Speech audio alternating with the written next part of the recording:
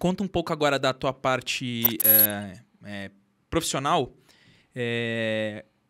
A gente já sabe mais ou menos o que rolou nesse miolo, mas tenta contar um pouquinho antes e um pouco depois até o ponto que tá agora, assim, em relação à sua vida profissional.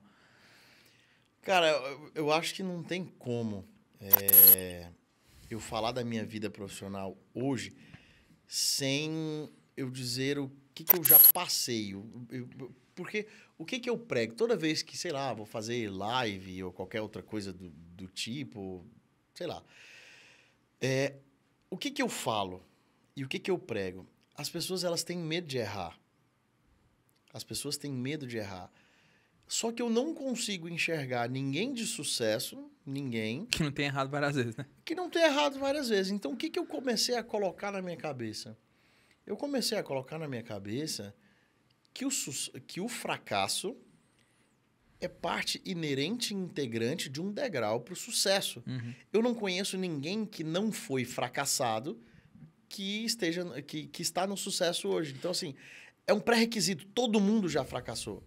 Aí é onde entra uma outra coisa de ponderação de mindset. Na vida, tudo é gerenciamento de expectativa. A expectativa que eu tenho para com a minha esposa, o que eu desejo dela, só que as pessoas esquecem de falar o que pensam, o que desejam da outra. Então, tudo é gerenciamento de expectativa. Quando você entende isso, você precisa entender também que as pessoas que reagem bem ao fracasso são as pessoas que dão mais certo na vida. Porque tem duas coisas, vamos lá. Imagina essa tomada aqui. Pô, ela serve para alimentar de energia, talvez, essa luz aqui, esse microfone. Uhum. Vai lá, enfia o dedo na tomada, você toma um choque. Vai lá, enfia a tomada do microfone e liga o microfone. A questão é que o gerenciamento do seu aprendizado, do impacto que você toma, é que vai dizer o que você vai fazer daqui para frente. Então, o que eu sempre pensei? Eu sempre pensei que os erros que eu cometi, primeiro que eu não ficava me martirizando, porque isso é um peso, tem muita gente que fica se martirizando em relação a isso, mas é aprender. É aprender com o fracasso. E, gente, fracassar não é errado. Lógico que ninguém quer, muito menos eu nunca quis isso. Eu nunca quis quebrar uma das minhas empresas propositalmente, mas quebrei. E aprendi o que eu não devo fazer. Como Thomas Edison fez, né? Ele tem aquela história famosa que ele já estava, sei lá, na 1000ª tentativa para produzir a luz numa lâmpada e toda hora queimando a bobina, e o assistente dele virou e falou assim, senhor Edison, você não está vendo que não vai dar certo? Você não entendeu que isso não vai perpetuar, que não dá certo? Eu falei assim, não, pelo contrário. Não é que não vai dar certo. Eu aprendi 999 vezes a forma de não fazer. Cara, olha que pensamento. É mindset puro. É mindset puro. Então, assim, na minha vida, eu sempre gerenciei muito bem meu fracasso. Pô, errei. Ok, o que eu tenho que fazer para não errar de novo daqui para frente? E uma coisa que as pessoas não conseguem entender, e eu faço uma alusão disso com carro de corrida, automobilismo, você tem lá a referência para onde você vai frear no final de uma curva, no final de uma reta para uma curva a 250 por hora. Quando você freia antes, você sai lento. Quando você freia depois do ponto exato, você também sai lento. Então, qual é o correto? Você frear naquele espaço ali, naquela lacuna. E é exatamente isso na nossa vida. Frear depois é o fracasso, frear antes é a cautela, e as duas chegam no mesmo condicionamento, porque você não evolui, você não sai rápido disso aí. Só que você só aprende a fazer uma curva como deve ser feita se você se predispor a testar o seu limite. Fazer ela várias vezes. Fazer elas várias vezes e testando o seu limite. Pô, fez a curva da sua vida, tomou um fracasso, o que eu aprendi com isso? Não é o porquê isso aconteceu na minha vida, é o pra que isso aconteceu na minha vida. E é o tempo inteiro assim. É o tempo inteiro assim. Então, isso que eu aprendi na minha trajetória. Eu vejo assim, né, que eu até ia complementar, mas eu deixei você falar. Eu vejo assim, quando você fala fracasso, é exatamente isso. Mas tem gente que, por exemplo, o cara fracassou. Ele veste a farda do fracassado e ele nunca mais tenta nada como se fosse um fracasso absoluto, onde nada mais vai dar certo dali pra frente. E eu acho que até as pessoas que têm um pensamento como o nosso, é o fracasso momentâneo.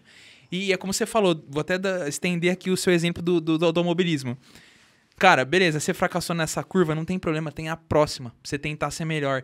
E aí, depois de dar todas essas curvas, tem mais uma volta, e outra volta, e mais curva. E então, você tem várias vezes pra tentar. Um exemplo disso é o Coronel Sanders lá, do KFC.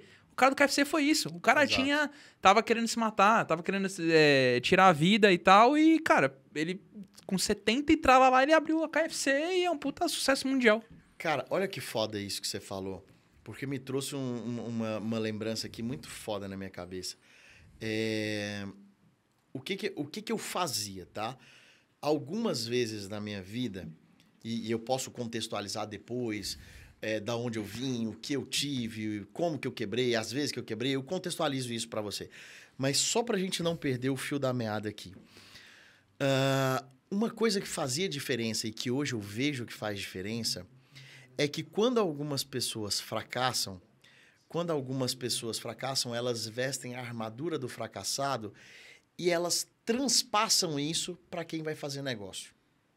Então, você pode olhar, hoje eu consigo ver nitidamente, porque eu tive desse outro lado, uma pessoa que está sem dinheiro, uma pessoa que está fracassada, que está passando por pressão e tudo mais. Porque ela adota aquilo e ela começa a fazer um caminho do vitimismo. Uhum. E esse caminho do vitimismo, ele chega para fazer negócio e fala assim, poxa, então, tô começando agora e tal, não sei o quê. Isso aí eu nunca quis fazer. E, poxa, as pessoas próximas a mim sabem do que eu tô falando. Teve uma época que eu vinha para São Paulo sem grana. Eu tinha grana para comer ou para ir para um hotel.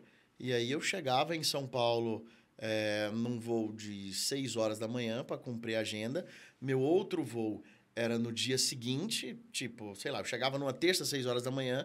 Meu outro voo era na quarta à noite, 10 horas da noite. Eu vinha para cumprir a agenda e para conversar com pessoas. Às vezes eu chamava pessoas para fazer reunião comigo e eu não tinha nem pauta para falar, mas eu queria estar perto, queria estar conversando ali, etc. Para aprender, para absorver, para talvez fazer um networking, alguma coisa assim. E, cara, eu chegava, vinha extremamente bem arrumado, pegava o pouco de dinheiro que eu tinha e comprava uma puta roupa, gel no cabelo e tal, passava um perfume e chegava e fazia a cena mesmo. Falei, não, tô bem pra caralho, e vai, e mantinha o personagem. Só que na hora de dormir à noite, eu voltava pro aeroporto, eu fazia o check-in entrava e ia dormir no banco do aeroporto. Aí dormia, no dia seguinte lavava o rosto, escovava os dentes e tudo mais e voltava para trabalhar tudo de novo aqui em São Paulo. Então, o que eu quero dizer é que é o seguinte, gente, fracassar, todo mundo vai fracassar. Eu vou fracassar pra caralho daqui pro final da minha vida. A ideia é fracassar o mínimo possível, mas caso exista esse ponto do fracasso, você não precisa vestir essa carapuça do fracasso e falar assim, ai, coitadinho de mim, olha só que peninha, fui enganado. Ah, vai pro pau, levanta a cara e vai. Eu vi um meme muito engraçado esses dias, assim, é engraçado, mas é uma pura realidade. É assim, é um cara sentado num banco, aí Jesus do lado, com a coroa, tudo sangrando, tudo zoado. Aí tá assim, eu contando meus problemas pra Jesus pra ver se ele entende. Tipo, cara, ele jamais vai entender, o cara se fudeu. Acabaram com ele, tentaram destruir de tudo quanto é forma. E você que tá passando por problemas às vezes muito mais leve, tipo, faz esse negócio do vitimismo, né? Então, mas é isso, cara. Eu percebo, como você falou que você consegue enxergar isso. Hoje, pra mim, quando eu sento com a pessoa, eu já consigo perceber de cara qual que é a linha que ela adota. E essa linha mais vencedora, assim, você quase sente no cheiro já da pessoa, já sabe qual que é o tipo de linha que a pessoa segue. Então, isso é um negócio muito bacana que você aprende com a vida, né? Com os exemplos ali, com a experiência, você vai aprendendo.